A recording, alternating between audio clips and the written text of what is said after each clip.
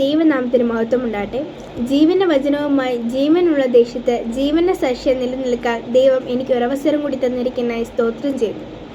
എനിക്ക് വിലയേറിയ അവസരം തന്ന ജോമി സാറിനോടും കിഡ്സ് ഡെയിലി ബ്രെഡിൻ്റെ എല്ലാ പ്രിയപ്പെട്ടവരോടുമുള്ള നന്ദി അറിയിക്കുന്നു. എൻ്റെ പേര് ജസ്റ്റിൻ മരംരാജൻ. എൻ്റെ ഇടവക മുണ്ടക്കയം ബെതിൽ മാർത്തോമ പാരിഷ്. ഇന്ന് എനിക്ക് ലഭിച്ചിരിക്കുന്ന വേദഭാഗം എസ്രായുടെ പുസ്തകവും 4-ാം അധ്യായം 6 മുതൽ 16 വരെയുള്ള വാക്യങ്ങൾ. എസ്ര 4-ാം അധ്യായം 6 മുതൽ 16 വരെയുള്ള വാക്യങ്ങൾ. പ്രാർത്ഥിക്കാം.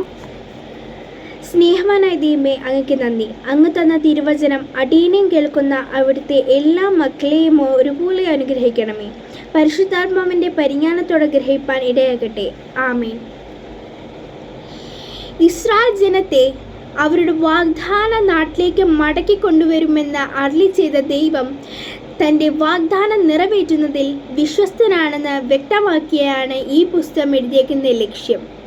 ഇവിടെ നാം വായിച്ച വേദഭാഗത്തിൽ യഹൂദന്മാരുടെ ശത്രുക്കൾ പാർസ്യ രാജാവിന് അയച്ച കത്തിൽ പട്ടണം പണിയുന്നതിനെയും മതിലുകൾ പണിയുന്നതിനെയുമാണ് എതിർക്കുന്നത്.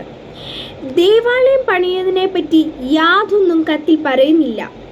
ദേവാലയം പണിയുവാൻ കോരേഷ് രാജാവ് വ്യക്തമായ കൽപ്പന യഹൂദന്മാർക്ക് നൽകിയിട്ടുണ്ട് എന്ന് അവർക്കറിയാമായിരുന്നു. അതുകൊണ്ട് അവർ അതിനെപ്പറ്റി യാതൊന്നും പറയുന്നില്ല.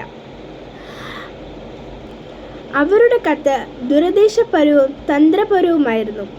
വാസ്തവത്തിൽ യഹൂദന്മാർ പട്ടണം പണിയുകയോ മതിലുകൾ കെട്ടുകയോ ചെയ്തില്ല.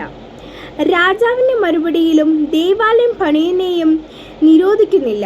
പക്ഷേ പട്ടണവും മതിലുകളും പണിയാൻ പാടില്ല എന്ന നിരോധന കൽപ്പനയുടെ മറവിൽ ദേവാലയം പണിയുന്നതിനെ അവർ തടസ്സപ്പെടുത്തുകയാണെന്ന് ചെയ്തത്. എന്നാൽ നാം ഇവിടെ കാണുന്നത് ദൈവത്തിൻ്റെ ശുശ്രൂഷയിൽ ഏർപ്പെടുന്നവരെ എതിർക്കുവാൻ സാത്താൻ പല മുഖാന്തരങ്ങളിൽ കൂടി പല ശ്രമങ്ങളും നടത്തും എന്ന് ഈ സംഭവം വ്യക്തമാക്കുന്നു. എന്നാൽ ദൈവം നല്ലവനാണെന്ന് തുടർന്നുള്ള അധ്യായങ്ങളിൽ കാണുവാൻ കഴിയും. ഏത് പ്രതിസന്ധികളുടെ മുൻപിലും പ്രാർത്ഥന എന്ന വലിയ അനുഭവം ജീവിതത്തിൽ ഉണ്ടെങ്കിൽ ഏത് പരാജയങ്ങളെയും വിജയമാക്കുവാൻ കഴിയും എന്ന് എസ്രായുടെ പുസ്തകത്തിൽ നിന്ന് മനസ്സിലാക്കാൻ കഴിയും. നമ്മുടെ വഴിധാരങ്ങളിൽ ഈ പ്രാർത്ഥനാനുഭവം നിരന്തരം ഉണ്ടാകട്ടെ എന്ന പ്രാർത്ഥനയോടെ പ്രസംഗം ഉപസംഹരിക്കുന്നു. ദൈവം നമ്മെ അനുഗ്രഹിക്കട്ടെ. നന്ദി.